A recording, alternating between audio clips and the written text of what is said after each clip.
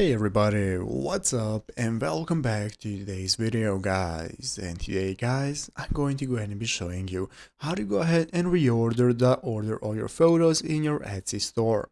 This is a very simple thing to do, so make sure to watch this quick and easy video till the very end, follow my steps correctly, so you can make sure that this works the same for you and you can do this yourself.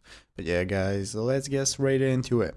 So the first thing we want to do is to go ahead and open up the official Etsy website right here at etsy.com if you have not already. So after opening it up, this is going to be the main page you're greeted by. From this home page right here in the upper right corner, the first thing we can do is go ahead and log into our account. So if you do not already have one, you can just go and create one. So after logging in, this is going to be the home page you're greeted by. From this main page and the top of the screen, we can access the shop manager. That's going to enable us to set up our store if you do not already have one, and if you have one, you can just go ahead and access your store settings. So let's go and take a look at how do you reorder our photos. So here we have the official Etsy help center with an article on how to change the order of your listing photos. So to change the order of your photos on Etsy.com, you're going to open up the shop manager just like I explained to you right here, and then you're going to choose the listings tab.